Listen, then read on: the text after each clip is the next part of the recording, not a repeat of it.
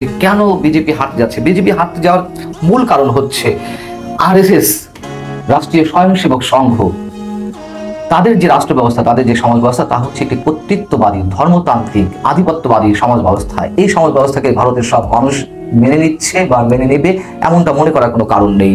ভারতের বেকারত্ব বেড়েছে, কর্মসংস্থানের ব্যবস্থা নেই, সঞ্চয়পত্র টান পড়েছে, মানুষ ব্যাংকে টাকা রাখছে না। অনেকটা বাংলাদেশের মতন ব্যাংকের প্রতি মানুষের আস্থা কমে গেছে, মূল্যস্ফীতির লাগাম টেনে ধরা যাচ্ছে না। এবং নরেন্দ্র মোদীর যে ব্যক্তির জনপ্রিয়তা সেটি হয়তো আছে, কিন্তু নরেন্দ্র মোদীর দল বিজেপি বা বিজেপির অন্যান্য যারা প্রার্থী রয়েছে নির্বাচনে, তাদের জনপ্রিয়তা অবশ্যই অনেক বেশি প্রশ্নবিদ্ধ।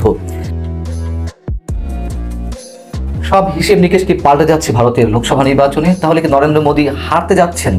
এমন প্রশ্ন আকারে নয়, বরং খোদ ভারতেরই নির্বাচন পর্যবেক্ষকরা, নির্বাচন বিশ্লেষক এবং রাজনৈতিক অভিজ্ঞ মহল স্পষ্ট করে জানিয়ে দিচ্ছেন নরেন্দ্র মোদী হারতে যাচ্ছেন। তারা এমন পূর্বাভাস দিচ্ছেন এবং তাদের এই যে পূর্বাভাস এবং দাবির পেছনে অনেক শক্ত তথ্যপত্র তারা হাজির করছেন, রাজনৈতিক বিশ্লেষণাত্মক বক্তব্য এবং বিভিন্ন কারণ তারা উপস্থাপন করছেন।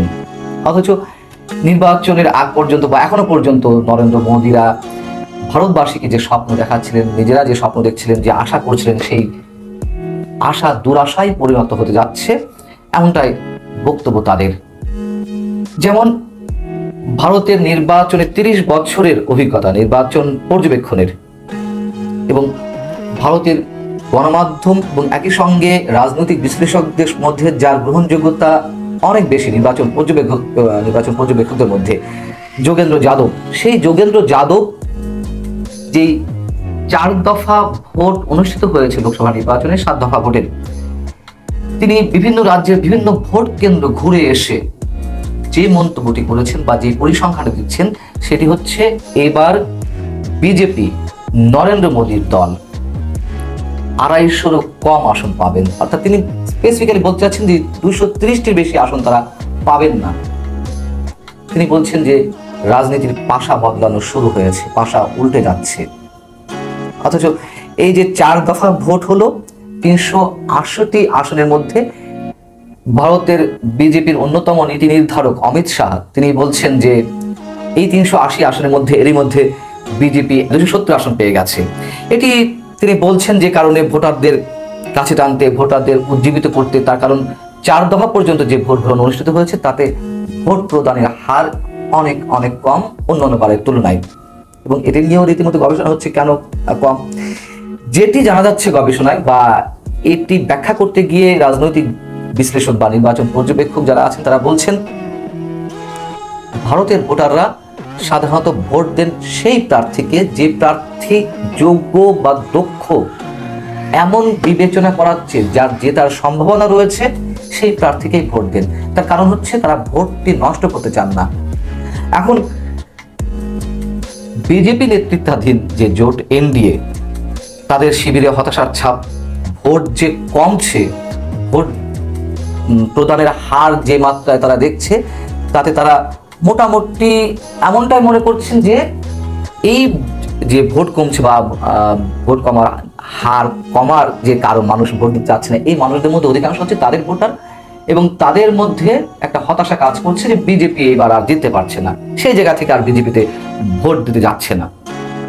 মধ্য কথা, ভারতের লোকসভাতে যে 543টি আসন, সেই 543টি আসনের মধ্যে যোগেন্দ্র যাদবের মতন নির্বাচন পর্যবেক্ষকরা বলছেন এবার বিজেপি নেতৃত্বাধীন জোট এনডিএ, ন্যাশনাল ডেমোক্রেটিক অ্যালায়েন্স, তারা 230টির মতো আসন পাবে, আর কংগ্রেস নেতৃত্বাধীন যে ইন্ডিয়া জোট তারা পাবে 268টি আসন। অর্থাৎ সংখ্যাগরিষ্ঠতা কেউ পাচ্ছে না। সেক্ষেত্রেও হয়তো অন্য ধরনের খেলা থাকতে পারে। আর বিজেপির যে দুর্গ হিসেবে পরিচিত যে রাজ্যগুলো, কর্ণাটক, গুজরাট, রাজস্থান, এরকম আরো কিছু রাজ্য রয়েছে, সেগুলোতে আসন সংখ্যা প্রায় অর্ধেকে নেমে আসবে। যেমন কর্ণাটক, মহারাষ্ট্র, এইসব জায়গাতে অর্ধেকে নেমে আসবে এবার। আর রাজস্থান বা গুজরাটের মতো রাজ্যগুলোতে অনেক অনেক কম পাবে, কোথাও কোথাও হচ্ছে 10টা-20টা করে কম পাবে।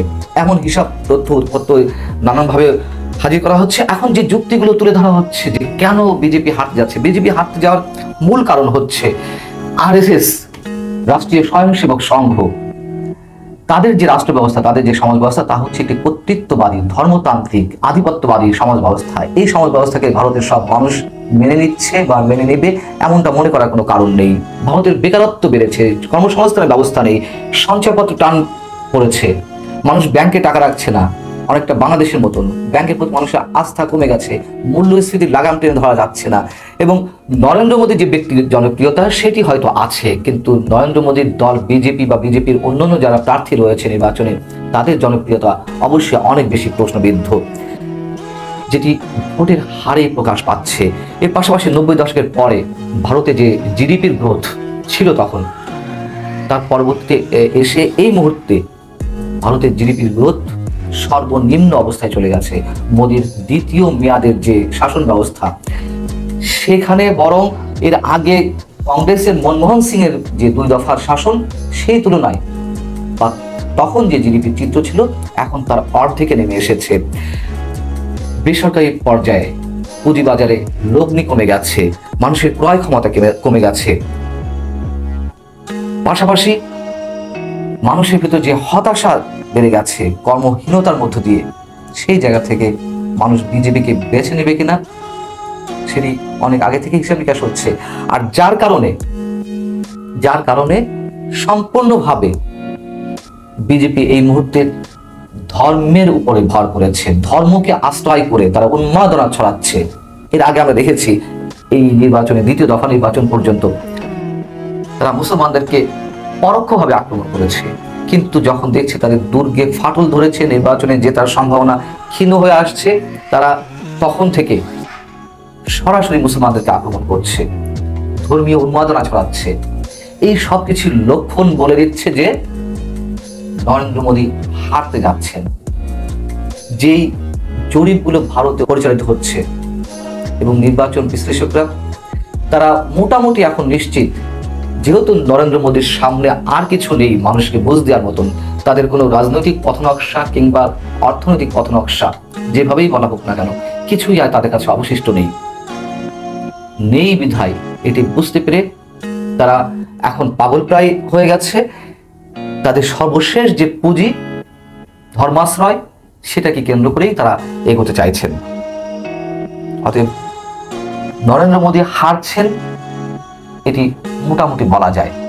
ভোট শেষ না হওয়া পর্যন্ত নিশ্চিত করে কিছু বলা যাবে না, তবে যারা এই কথাগুলো বলছেন, ভারতের বিভিন্ন পর্যায়ের অভিজ্ঞ যারা রয়েছেন, তারা প্রতিনিয়ত এই বিষয়গুলোর দিকে লক্ষ্য রাখছেন এবং সেই হিসেবে তারা তাদের পূর্বাভাসগুলো দিয়ে যাচ্ছেন।